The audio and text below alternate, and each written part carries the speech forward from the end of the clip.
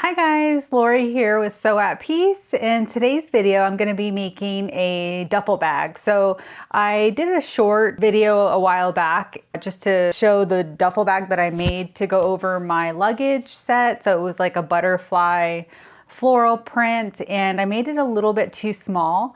I just made it like a boxy bag, but made it into a duffel bag. So I wasn't quite right on my measurements. So this time I'm gonna try making a duffel bag with a gusset.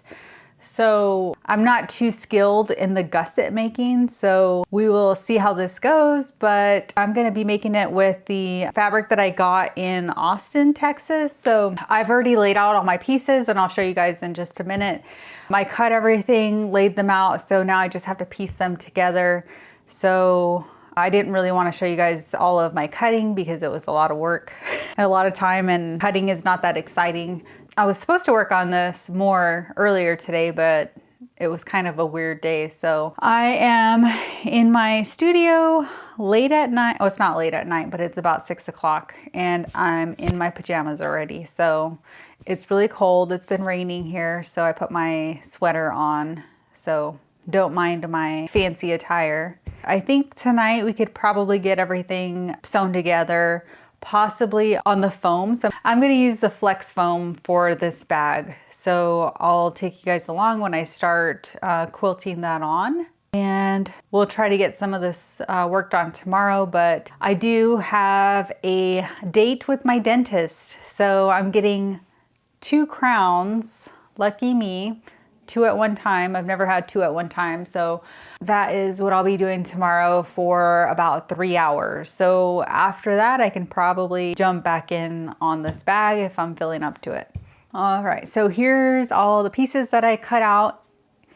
And I just basically mirrored this side to this side. So this is 1/2 of the bag. So we'll see how that turns out.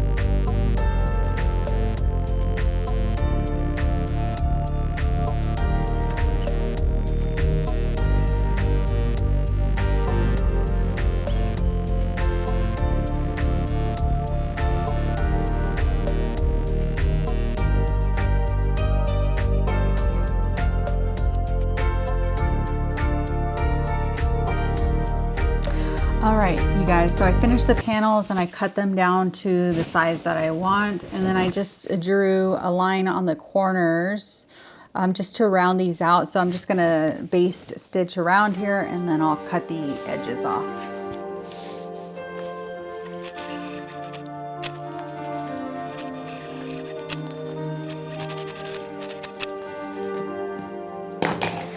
All right, you guys, I have my panels all done. So what I'm gonna do is measure, oops, I left a little piece on there.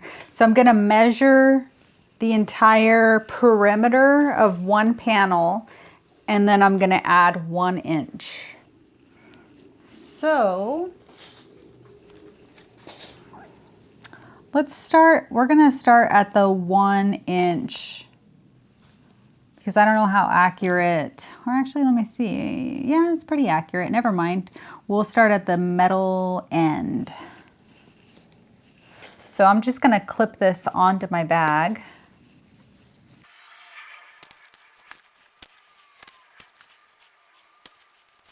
Okay, it is about 58 inches, 58.5 inches. So I'm gonna add 1 inch. So I'm gonna call it 59.5 inches.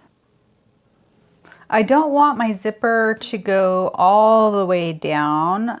I think having it a couple inches up would be good. Let's see. Actually, I need to move this tape so I can get a better idea. All right, so maybe like a third of the way down. 24 inches sounds good. So let's see.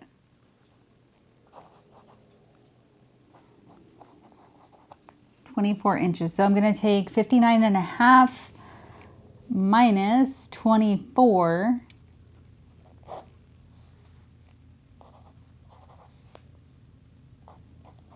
So 35.5 inches is what we're gonna make the bottom gusset.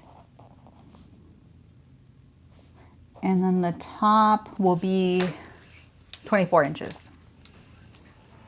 Let me just make sure I like that measurement.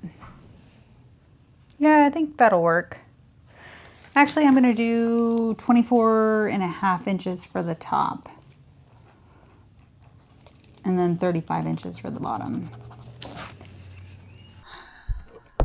All right, so I am winging it as usual. So we are going to try, we're gonna try to do our zipper portion first, and I wanna cut that at 25 inches just to be safe by 5 inches each. So I can cut it down to the size I need, which is 9 inches wide.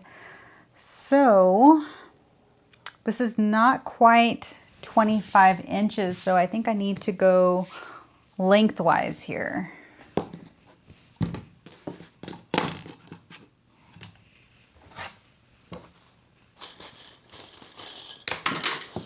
Oops. Okay, and then it needs to be 5 inches wide.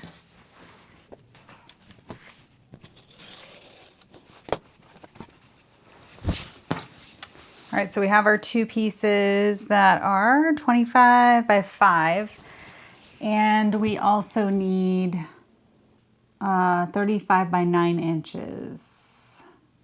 But we're gonna wait to cut that one until we have our finished zipper portion, just to make sure we don't need to cut it shorter.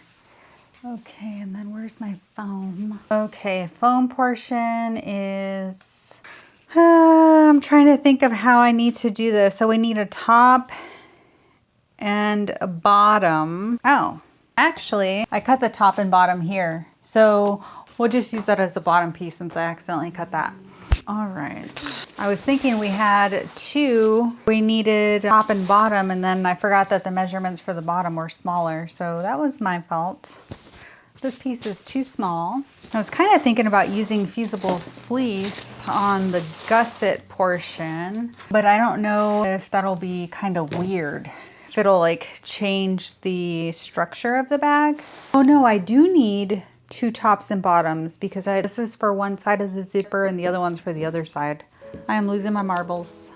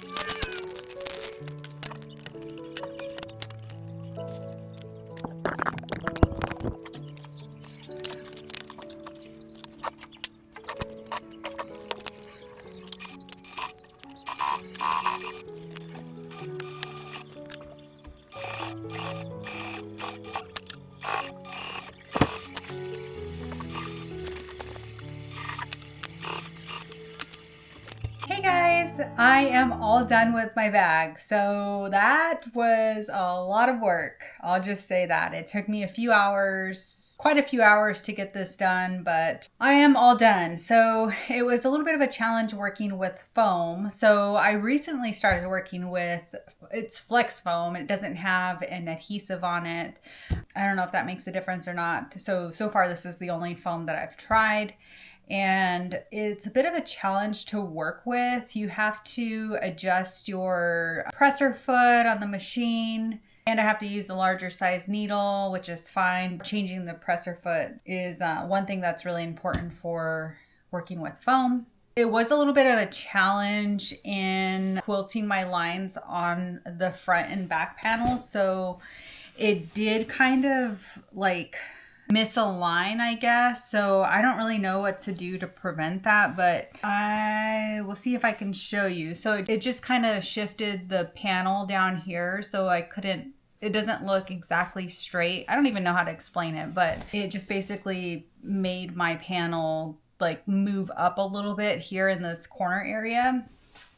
So that was kind of a bummer. Overall, I'm very pleased with the bag. I really just winged it. So I'm not really well versed in sewing gussets or binding on bags. So that has been a little bit of a challenge. I did buy the left compensating foot for my binding, and that did help me to use it as a guide on my binding. So I'm glad I bought that, but I still do need some practice for bag binding. So I've done binding before on quilts, and that's a little bit easier because it's just, you know, straight lines. And when you're doing a bag and like something with a curve, it's a little bit more of a challenge. I'll just say that. You kind of have to like finagle your bag, like wrestle it around. You probably saw me in the video. Anyways, so that's just my honest opinion. I'm not an expert at flex foam, nor am I an expert at gussets, but I think I did pretty good. So here is the final bag. So there's the back, and the back just has this little like flap to put on my luggage handles. And I use the pink zipper with the gold zipper pulls. And then there's the inside. So all of the raw edges are just binded with this pink binding. And you can also see the quilt lines in here. So there's the quilt lines on the reverse. And I chose not to put any pockets on this bag just because I feel like a luggage bag doesn't necessarily need a lot of pockets. I would have liked to put one on the front, and I did think about it, but with this being a patchwork bag, I didn't want to take away the focus of the patchwork because it's so cute. So I just couldn't decide. I could have probably put a pocket here on the side, but I didn't. So maybe next time I will, but again, it's not really that important to me. On a purse, pockets are more important, but on a luggage bag, I'm okay with just one compartment. So overall, I am very proud of my bag. My daughter approves. She loves it. So I just want to show you guys a comparison too. So I'm going to close this up and give you guys a comparison with the other bag that I made. So I'm gonna close this up. And this one I did just like a boxy bag, but in a larger scale. I didn't quite get my measurement, or actually I messed up my box corners, if I remember correctly. So I messed up my box corners, so I ended up having to reduce the size of it. But this is the original one that I made. So this one, since I used only one main fabric, I didn't do any type of patchwork, I was able to put a pocket in the front of this one. And then the back has the luggage strap. I don't know what you call it, but just a little flap there for your luggage.